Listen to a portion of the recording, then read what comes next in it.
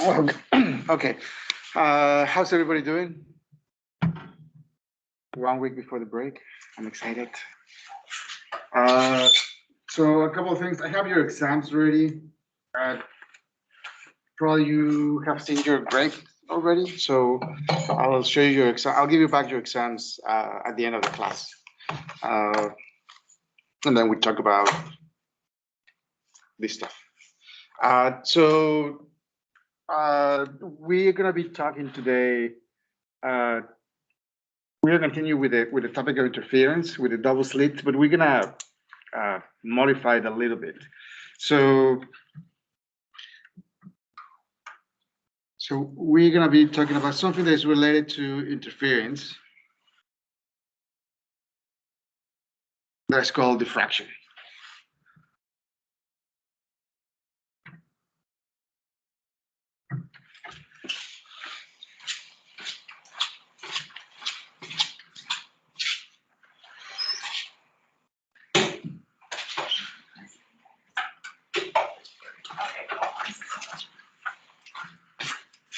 Yeah, can you see it over there?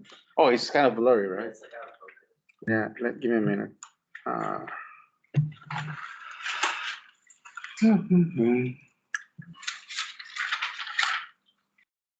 Is it better? Yeah. Or not really? No, it's good. I cannot tell. Okay.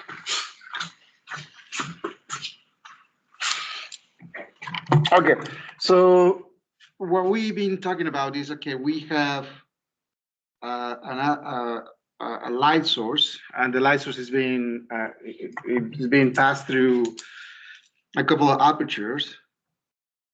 So we have here a light.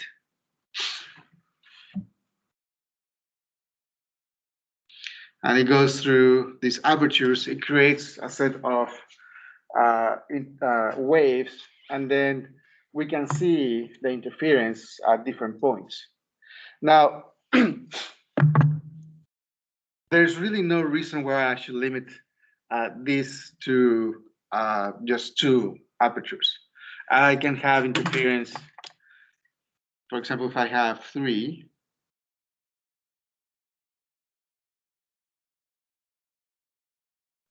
So you can imagine that each one of them is going to be a source of waves, and then it's going to start interfering, and they're going to produce a different refractive, a different interference pattern. Now, the equations to calculate interference patterns are going to be the same. So where was it? L lambda m over d. So the equations to calculate interference patterns are going to be the same, but now this equation has to satisfy for every possible pair that I can have of interference. So usually, in our first case, we're looking at the interference pattern between apertures 1 and 2. You have a 3, I will have to look at a point in space where this equation satisfies for 1 and 2, 2 and 3, and 1 and 3 at the same time. Okay? So what happened is that the places where these equations satisfy are become less and less available. The bright spots become narrower, the dark fringes are wider because there are more places where we have destructive interference. There are very few places where all these 3 equations can be satisfied at the same time. And then the diffraction, the bright fringes just becomes narrower and narrower. We can continue with this game and say, well, if I can have 3, why can I have 4 or 10 or 100? And that's basically what a diffraction gradient is. A diffraction gradient is an interference pattern created by thousands of apertures. So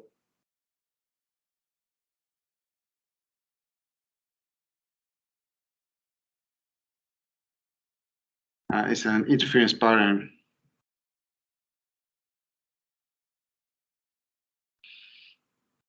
created by hundreds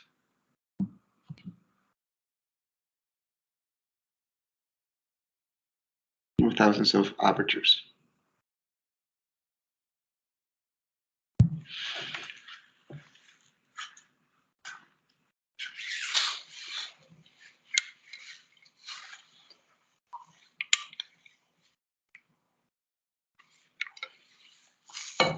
Now, one of the problems when working with diffraction gratings is that now, because if I have thousands of these little apertures, then you can imagine that I have the screen with all these apertures. I have my viewing screen. So now I'm going to have to calculate the interference between all these possible combinations. So now I'm going to try to calculate the aperture, the interference between this guy and maybe this guy, and maybe this guy and this guy. So those conditions that we set up at the beginning when we're talking about interference, that the two apertures were very close and the angles were very similar, and then we can use small angle approximation, they are not longer valid. So when you are working with diffraction gratings, then there's no small angle approximation.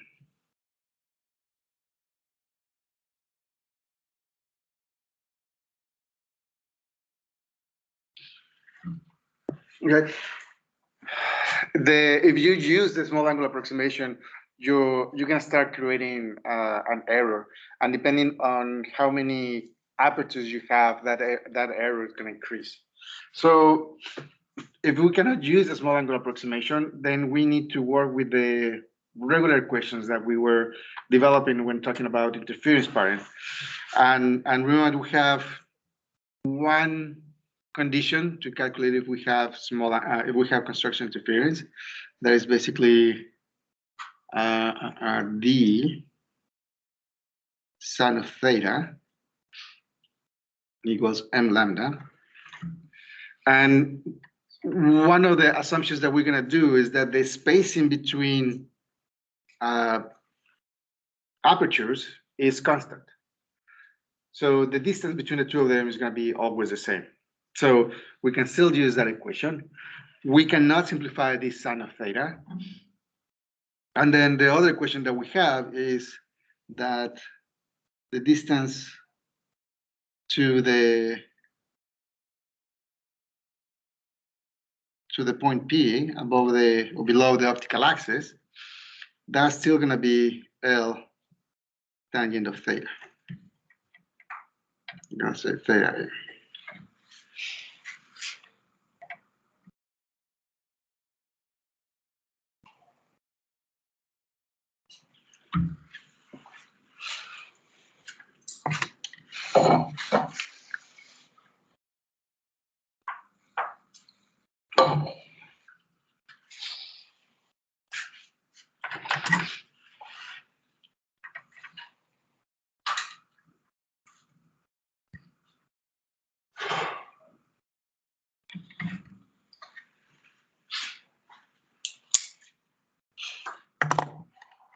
Okay.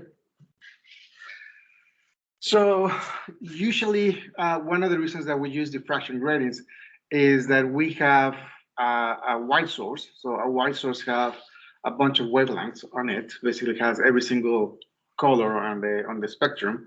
And when the light goes through a diffraction grating, you're gonna divide each one of these wavelengths in specific beams. So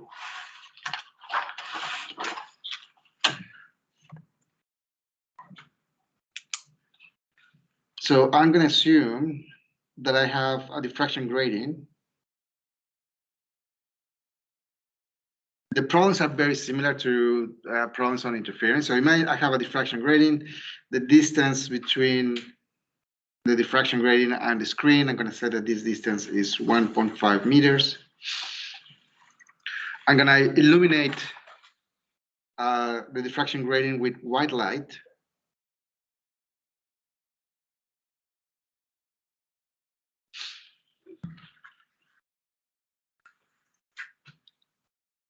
Okay, and the diffraction grating, I'm gonna say that it has 50 lines per millimeter.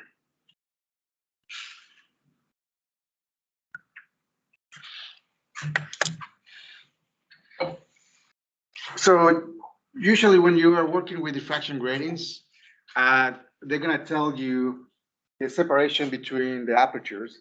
They're gonna give it to you in those kind of dimensions. They're gonna give you how many lines, how many gratings you have per millimeter, which is kind of weird. That's not the value of D. That's not the D that is in the equations. We need to transform that to something that we can use. So usually the way you calculate it, so you have 50 lines per millimeter. I want to know how many millimeters are between each line, or how many millimeters, or how many meters you have between each aperture. So what I'm gonna do is I'm gonna get the inverse. So I'm gonna have 1/50 millimeters per line. And then I convert this to meters. So I know that 1 meter is 1,000 millimeters. Okay, and that's gonna be the value of D.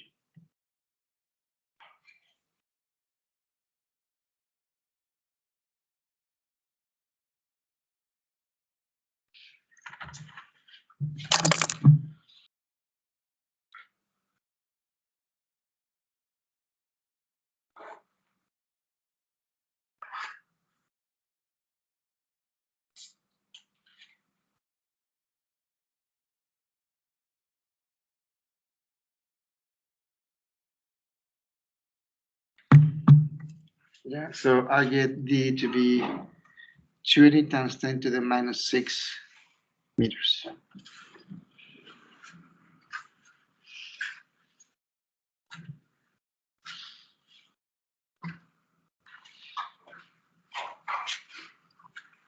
Okay, so one of the things that I want to know is how this white light is going to spread. So I want to calculate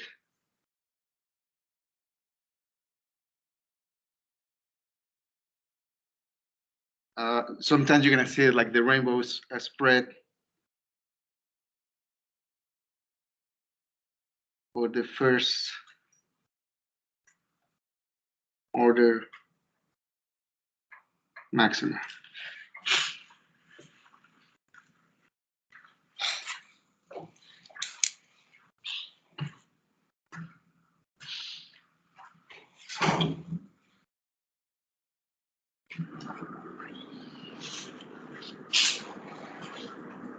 Okay, so a couple of things.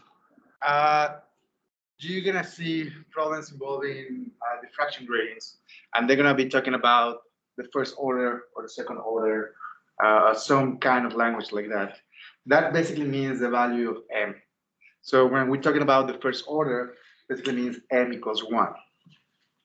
Okay, so this first order, this means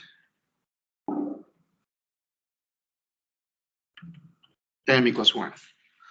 And when they're talking about the maxima, they're gonna talk about the first order maximum or the first order minimum. The maximum means that you're looking for the conditions for constructive interference. Minimum will be obviously destructive interference. So maxima means constructive.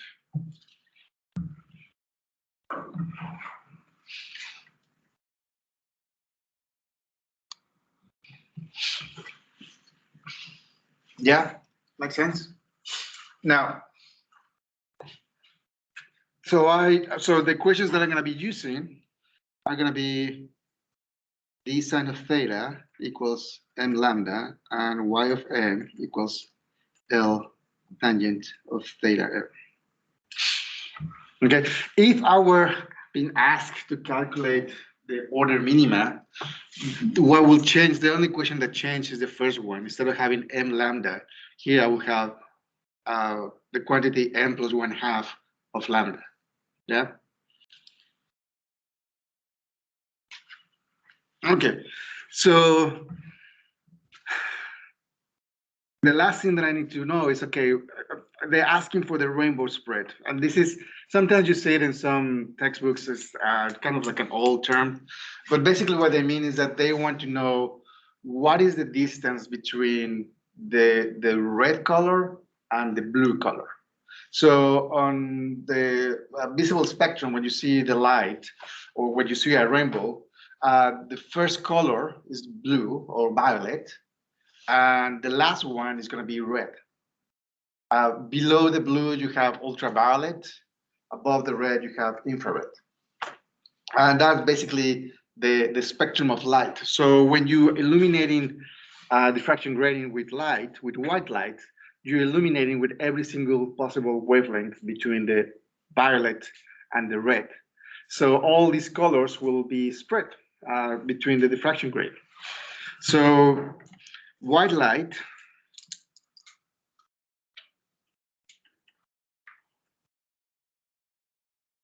is going to have wavelengths that are going to go from 400 nanometers all the way to 700 nanometers. This is violet, and the 700 is going to be red. So your oranges, your greens, blues are going to be somewhere in between.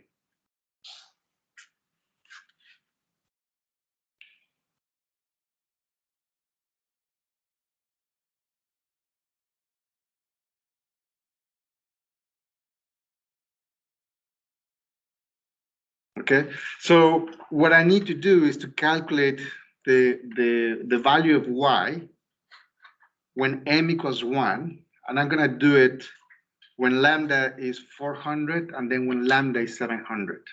Okay, so I'm going to have to do it twice. So I'm going to do it. I'm going to write it here. D sine of theta m equals m lambda. Y of m equals L tangent of theta m. D is 20 times 10 to the minus 6 meters. And lambda is going to go from 400 to 700 nanometers. So I'm going to try to solve for theta first. And once I have a value of theta, I'm going to substitute it on the second equation. So solving for theta. So this is going to be 1, and this is going to be 2. Solving for theta m in 1. So sine of theta m is going to be equals to m lambda over d. For m equals 1, I'm going to have sine of theta is going to be 400 times 10 to the minus 9 over 20 times 10 to the minus 6.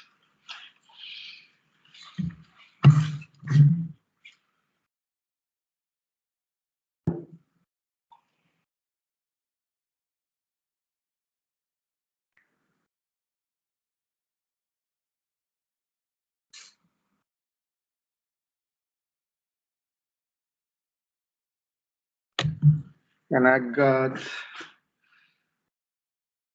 double check my numbers. I got a theta of 1.14 degrees.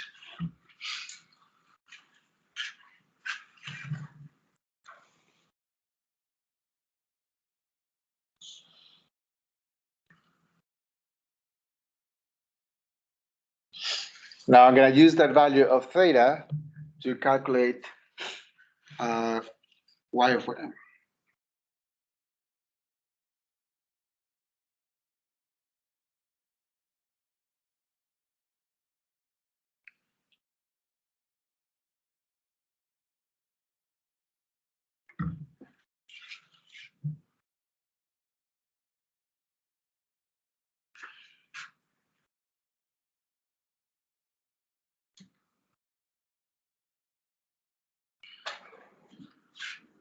Okay, and I got 3 centimeters. So I have this setup at 3 centimeters. I will see a bright fringe of violet. Okay. Now do the one for red.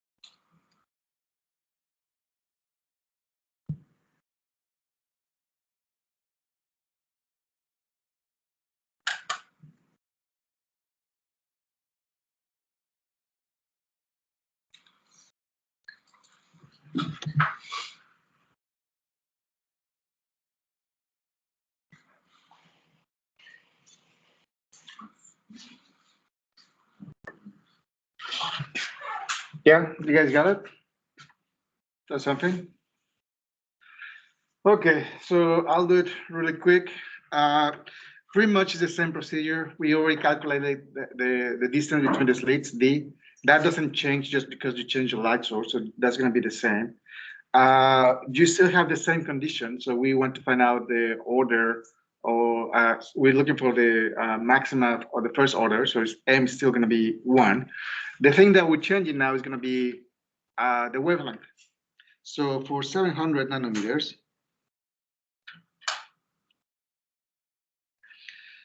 we calculate theta first. So theta will be the arc sine of 700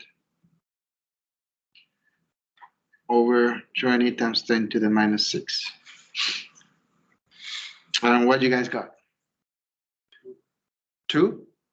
Just, okay, that was 2 degrees. And then y of m will be L tangent of 2. No, 1.5 tangent of 2. And you guys got? 0.05. Say that again? 0.05. 0.05, okay. 0.05. So that's 5 centimeters.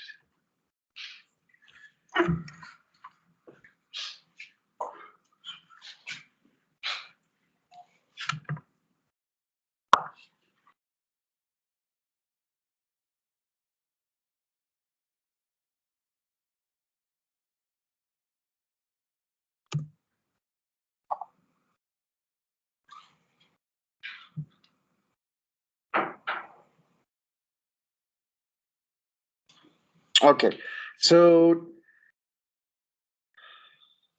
let me.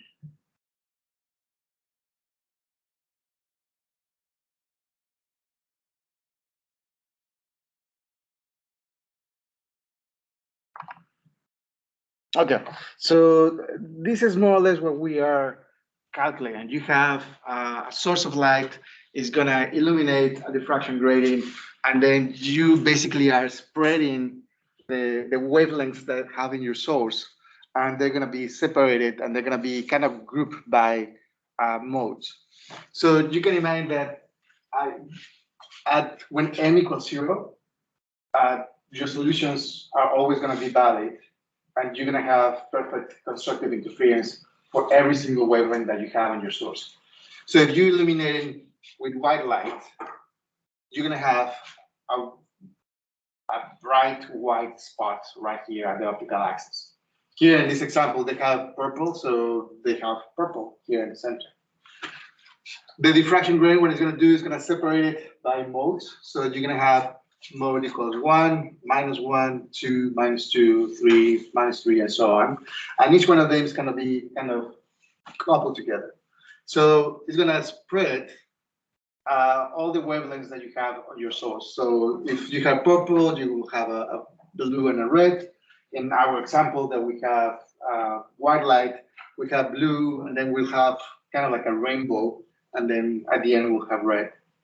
And then we have another group for m equals 2, m equals 3, and the intensity kind of lowers as you move away and you have you go for higher modes.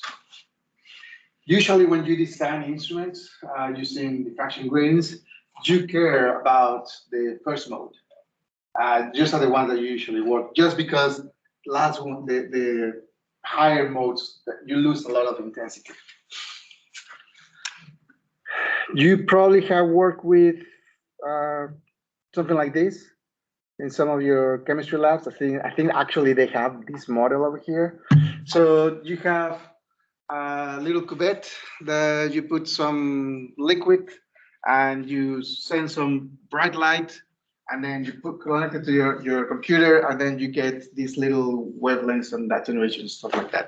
So this is a very simple spectrometer, relative cheap. And this is what they look more or less in the inside. I don't know if you guys were able to open one of these things, but this is basically what they work. You have a light source. Usually you have some kind of mercury source. The mercury, you have basically every single wavelength on the spectrum. Even you have a lot of ultraviolet, you reach a little bit of the infrared, so you have pretty much every single wavelength. The ones that Basco, I don't think they have the slit, but the slit is basically what they do is you try to limit the spread of the light, just make sure that it goes through the path that you want it to go. And you have a mirror that's gonna focus the light and it's gonna send it to a diffraction gradient. And the diffraction gradient, what it's gonna do is gonna spread that light. It's going to have all these wavelengths, and then they're going to send it through the sample. And when it goes through your sample, different wavelengths are going to be absorbed differently depending on the material that you have. It could be that depending on the light source that you have, if you have a sodium source, then you may not have all the wavelengths, and you will have only a specific wavelengths. So these get absorbed. You have a CCD camera or some kind of detector, and that basically gives you the reading. But this is basically the setup of all the spectrometers. I usually work with this or a variation of this. You can change where you put the diffraction gradient. Sometimes you have it before or after the sample, but this is it. Okay.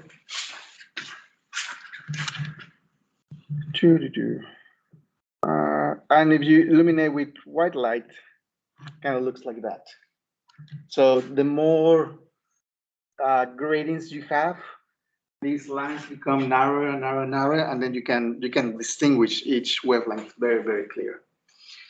The main issue for diffraction gradients is to spectrometry. but it's also used to measure wavelengths of lasers. So a way to calibrate a laser and to know exactly what wavelength you have is by using diffraction gratings. Okay.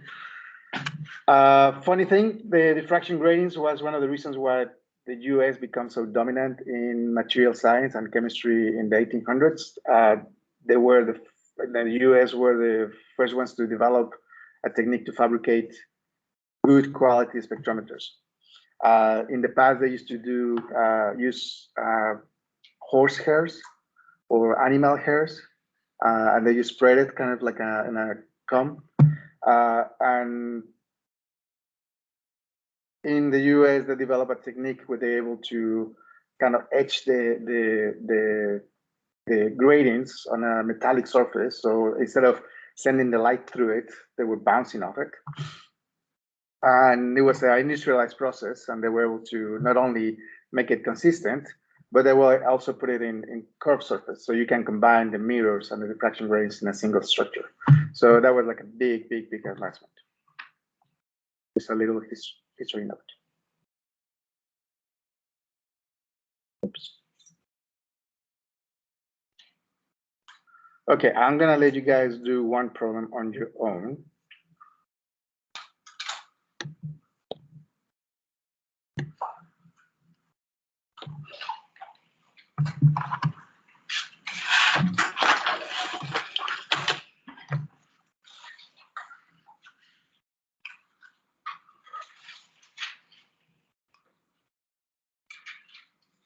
Okay.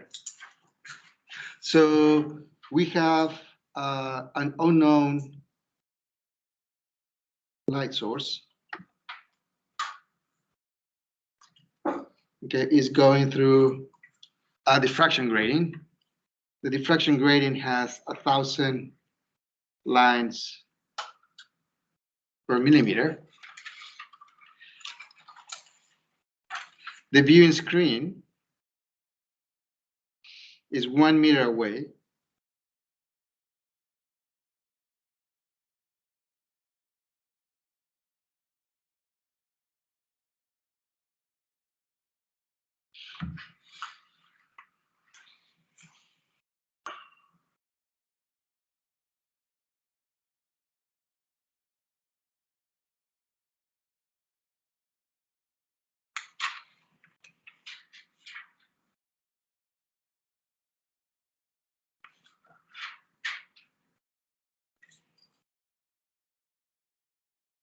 And you see two fringes, one at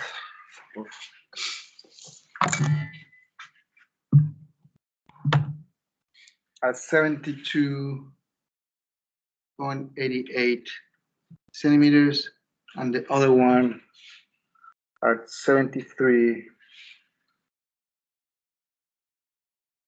centimeters.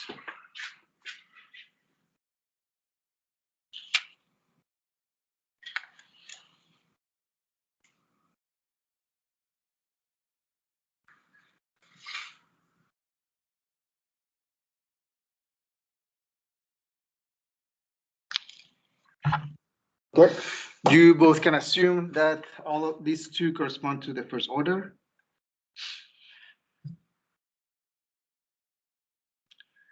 So these are the fringes created by two different wavelengths.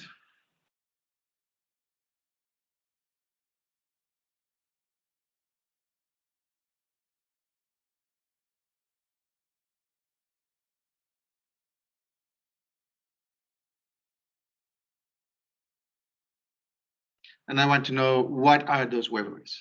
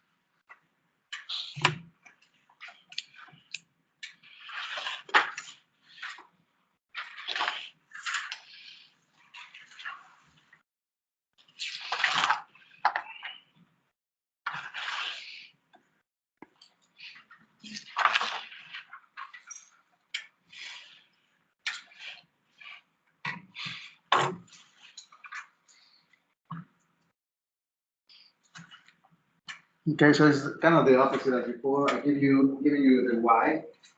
So with the y and the l, you can calculate theta, and with the theta and the value of d, you can calculate lambda.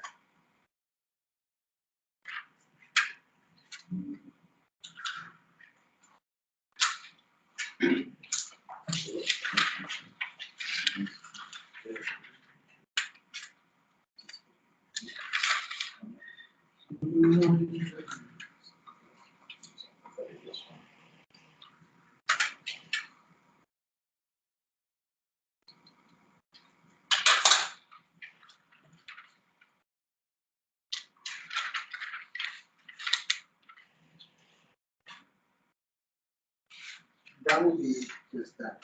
Now, this one, you will need to do the R sign of theta. But it doing something. Is that right?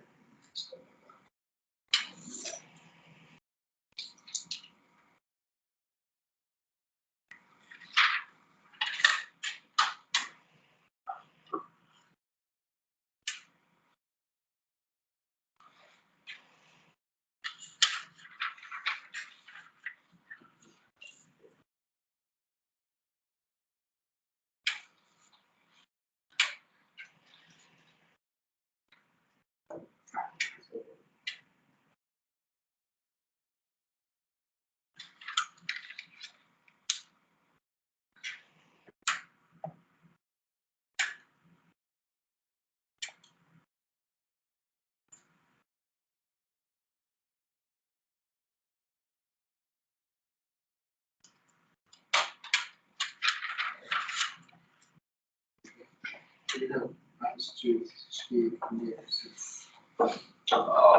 And use the D.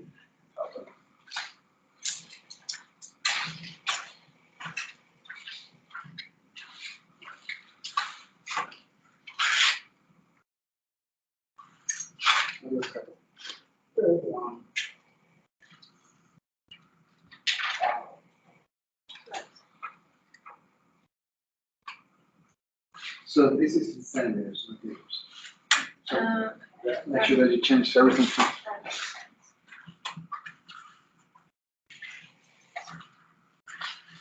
Be careful with your distance, make sure you have everything consistent.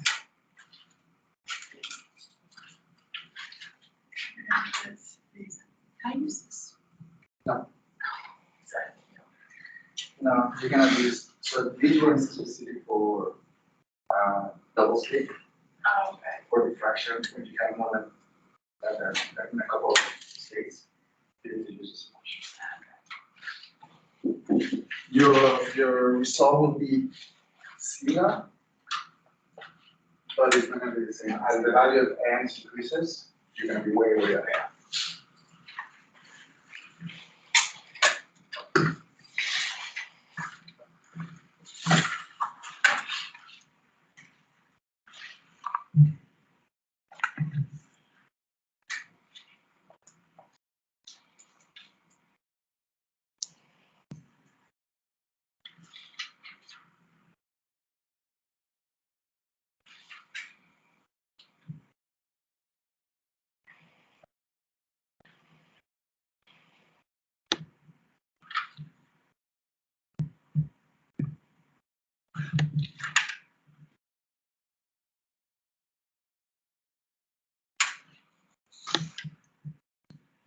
No, that's a cool picture.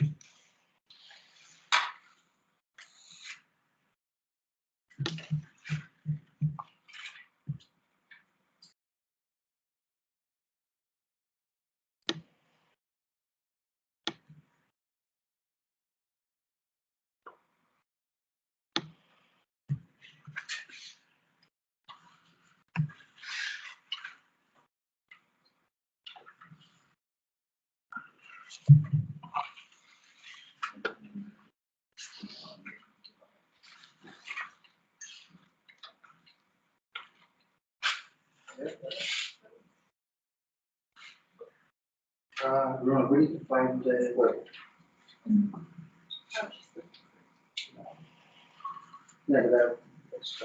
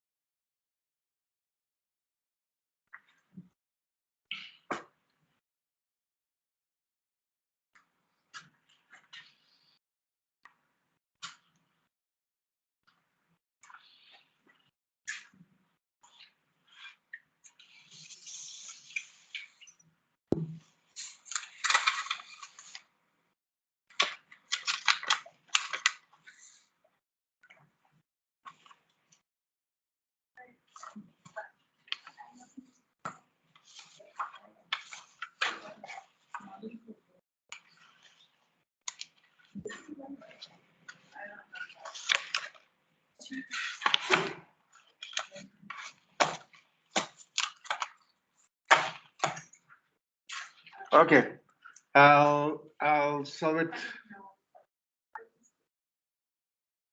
You guys got it? You have different answers? Okay. So again, we're gonna be working with just two equations. So the first one is d sine of theta m equals m lambda. And then the second one is y of m equals L tangent of theta m. So the first thing that I'm gonna do is just calculate the value of d. So d will be 1/1000. This will be lines, millimeters per line. And then 1 meter has 1,000 lines. So this is gonna give me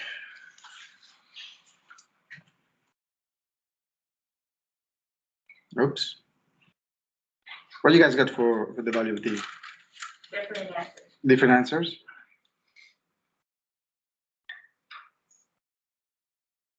Ah.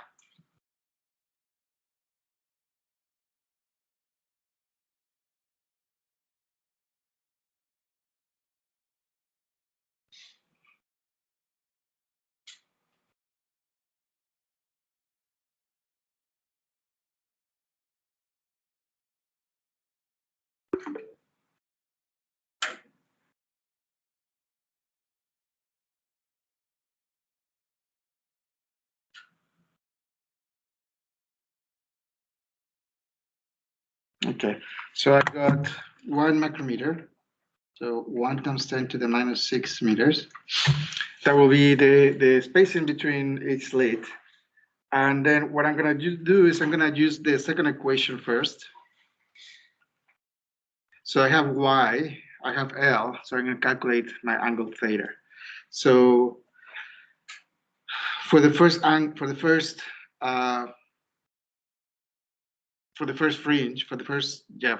right fringe, I'm going to have 0.7288. That's going to be equals to 1 meter tangent of theta m. So theta will be the arc tangent of 0.7288.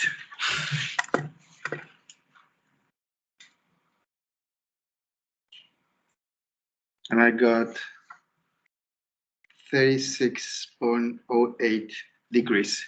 You can have it in radians, but if you have this in radians, when you use sine, it has to be also in radians. You can leave it in degrees, and then when you do the calculation with sine, it also has to be in degrees.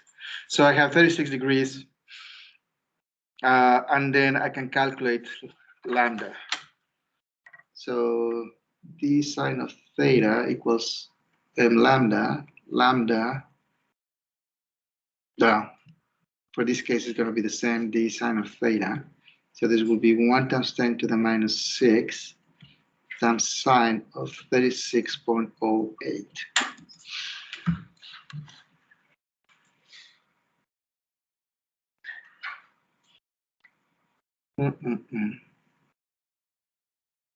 And I got 588.97 nanometers.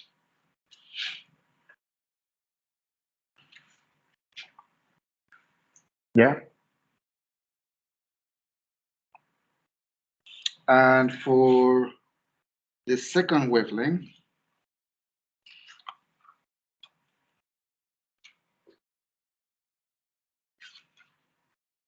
These are 73.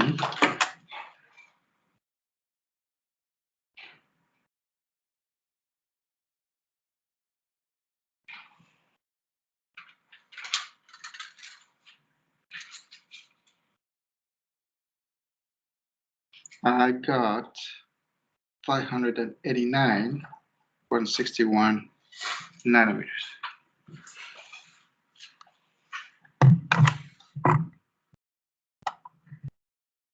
Yeah, Christina?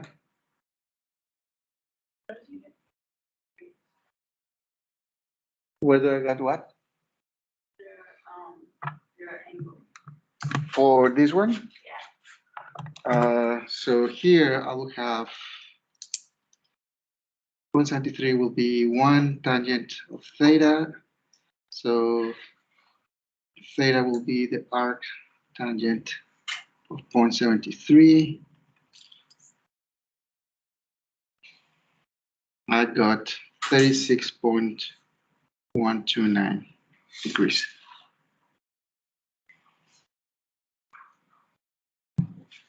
Yeah.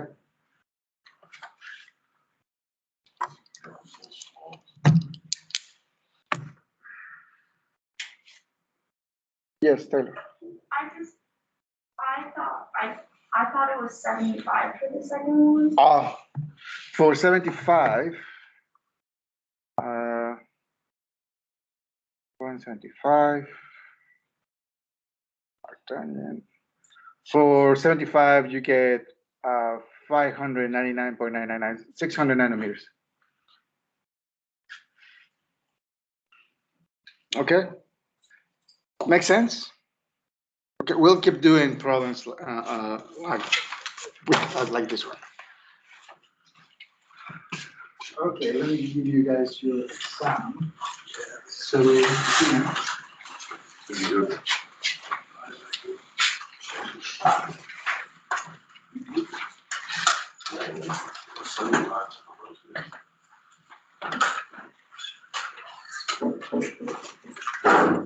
code.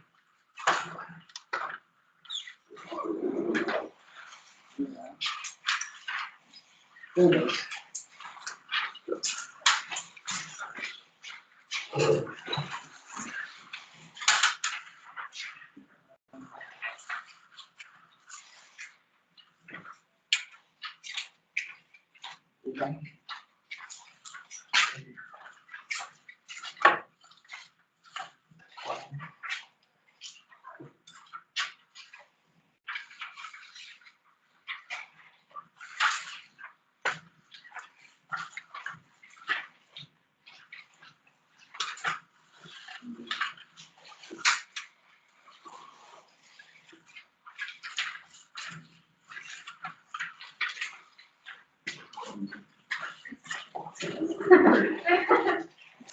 Yeah.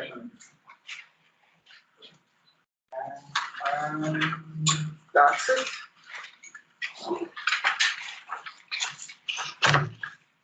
If you want to redo the exam, just let me know. We can figure out a time and a date. I will ask you just to do a couple of review questions so you do a better job. If you have any questions, just let me know. If you're okay with your exam, then that's it. Have a good day and see you guys on Wednesday.